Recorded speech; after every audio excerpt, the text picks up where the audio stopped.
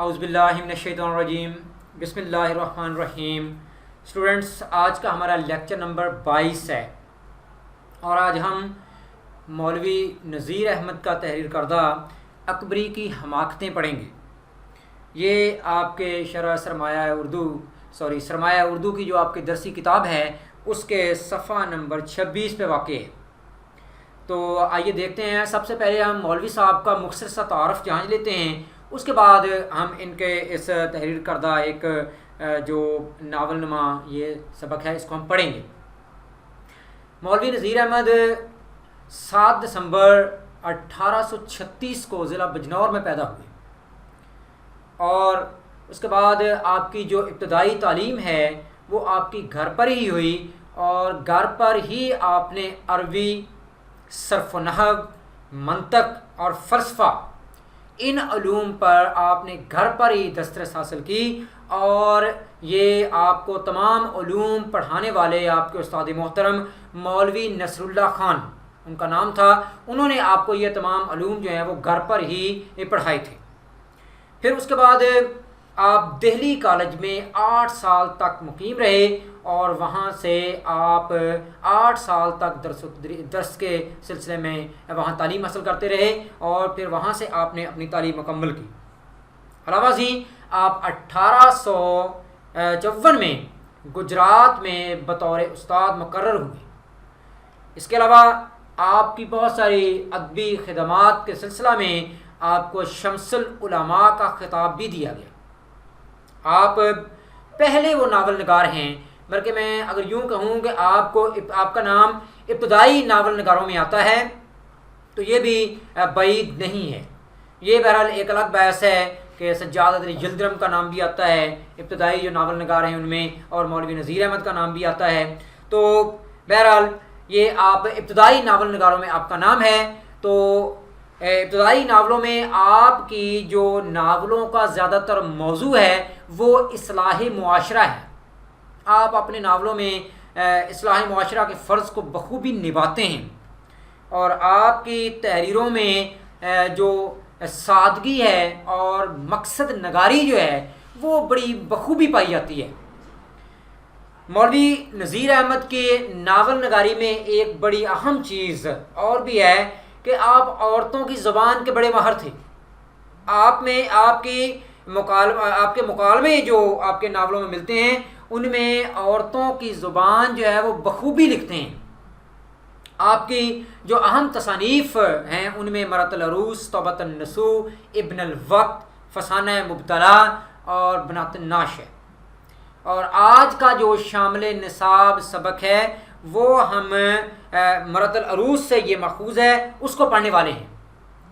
آئیے دیکھتے ہیں اکبری کی حماقتیں میں ہمیں مولانا نذیر احمد جو ہیں وہ کیا بتا رہے ہیں۔ اکبری مزاج دار بہو ایک خاصی بے وقوف اور پھوہڑ لڑکی ہے۔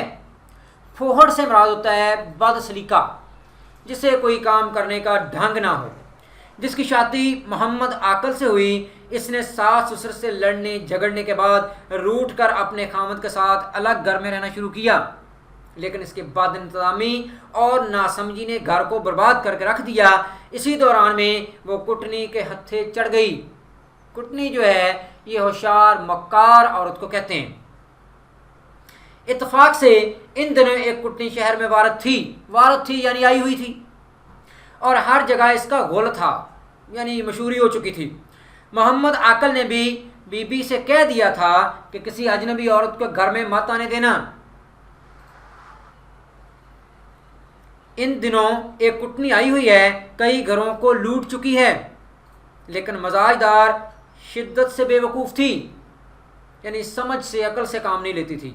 اس کی عادت تھی کہ ہر ایک سے جلد گل مل جانا۔ ایک دن وہی کٹنی حجن کا بیس بنا اس گلی میں آئی، یعنی اس نے اپنا روپ اور دھار لیا اور بظاہر حجن لگ رہی تھی۔ حجن کے حلیے میں وہ اسی محلے میں، اسی گلی میں اسی کے پاس آ گئی۔ یہ مکار حجن بے وقوف عورتوں کو پھسلانے کے لیے طرح طرح کے تبرکات اور سدھا قسم کی چیزیں اپنے پاس رکھا کرتی تھیں۔ یعنی اس نے مختلف قسم کی چیزیں جو ہیں وہ عورتوں کو مختلف طرح کے آپ کہہ لیں کہ ہیلے بہانے اور ڈھنگ کے ساتھ پھسلا لیتی تھی، دھوکہ دے لیتی تھی، اس لیے اس نے وہ سب کچھ اپنے پاس رکھا ہوا ہوتا تھا، جس میں وہ کیا کیا چیزیں تھیں؟ تسبیح، خاک شفا، زمزمیاں۔ زمزمیاں جو ہے یہ اس چھوٹے برتن کو کہتے ہیں جس میں آب زمزم ڈالا جاتا ہے۔ خاک شفا یعنی ایسی مٹی جس سے شفا میسر آتی ہو۔ پنج سورہ یعنی 5 صورتوں کے ساتھ 5 صورتوں کی ملی ہوئی کوئی چھوٹی سی کتاب آپ اس کو کہہ سکتے ہیں، اور بہت سی دعائیں اس میں، یعنی مختلف قسم کی دعائیں جو ہیں وہ اوراق پر لکھی ہوئی ہوں گی، وہ بھی اس کے پاس تھیں۔ گلی میں آ کر جو اس نے اپنی دکان کھولی تو بہت سی لڑکیاں جمع ہو گئیں، یعنی دکان آ کر کھولی سے مراد اس نے کسی ایک جگہ پہ آ کے اپنا ٹھکانہ بنا لیا، اور وہاں اس نے اپنے مختلف قسم کے یہ تبرکات تھے وہ نکال کر عورتوں کو دکھانا شروع کر دیے، اور اس طرح اس کو دیکھنے کے لیے قریب ارد گرد محلے کی کچھ لڑکیاں، کچھ عورتیں اس کے پاس آ کر اکٹھی ہو گئیں۔ نعت علی، پنج سورہ اور بہت سی دعائیں۔ گلی میں جو آ کر اس نے اپنی دکان کھولی تو بہت سی لڑکیاں جمع ہو گئیں۔ یہاں نعت علی سے مراد ہے کہ حضرت علی سے مدد مانگنا۔ پنج سورہ جس میں 5 سوریں شامل ہوں۔ تو مزاج دار نے بھی سنا، زلفن سے کہا گلی سے اٹھنے لگی تو حجن کو یہاں بلا لانا۔ اب زلفن جو ہے یہ آپ کہہ لیں اس کی ملازمہ ہے اکبری کی، تو اس نے اس سے کہا کہ اس کو جانے نہ دینا، اس کو گھر میں بلا لینا، ہم بھی تبرکات کی زیارت کریں گے۔ زلفن جا کھڑی ہوئی اور حجن کو بلا لائی۔ مزاجدار نے بہت خاطرداری سے حجن کو پاس بٹھایا اور سب چیزیں دیکھیں۔ سرما اور نعت علی جو 2 چیزیں پسند کیں۔ نعت علی جو ہے وہ آپ کہہ لیں کہ حضرت علی سے متعلقہ نادر مناجات اس میں شامل ہوں گے، وہ اس میں تھیں۔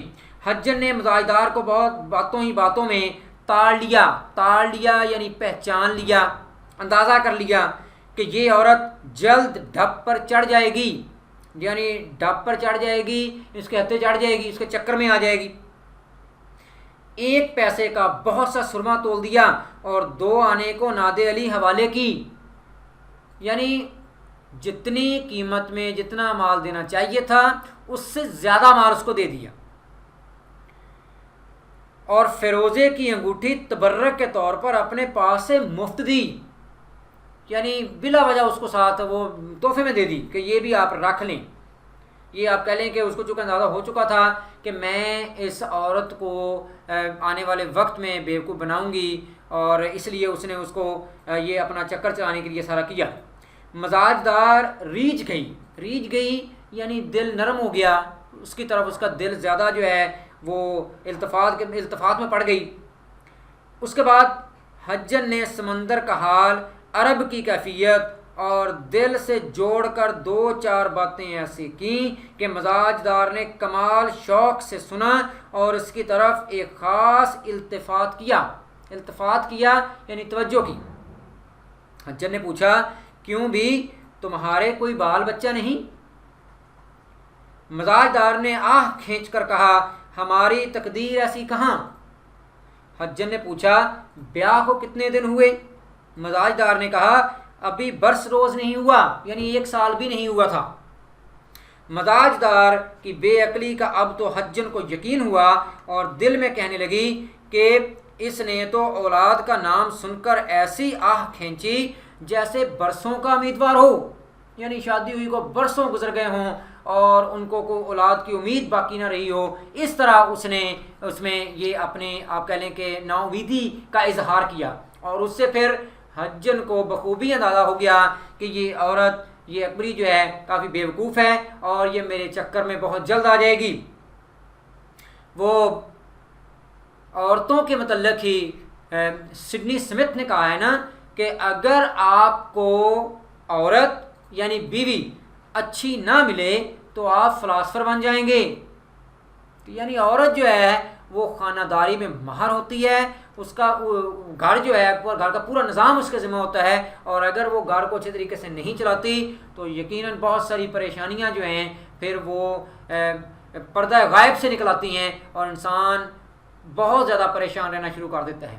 تو اس حوالے سے اسی طرح کی بات اس نے بھی یہاں کی ہے. اور ایک چیز یہاں حجن کو اس کی بیوقوفی کا اندازہ اس میں بھی ہو گیا کہ اس نے بغیر سوچے سمجھے اولاد سے نا امیدی کا اظہار کر دیا. اور اسی طرح ایک اور فلاسفر نے یہ بات کہی ہے کہ خاموشی بیوقوفی کا پردہ ہے، کہ اگر انسان کوئی عقل مندی کی بات نہیں کر سکتا تو کم از کم اگر وہ خاموش رہے تو تب بھی وہ اپنی بیوقوفی پر پردہ ڈال سکتا ہے.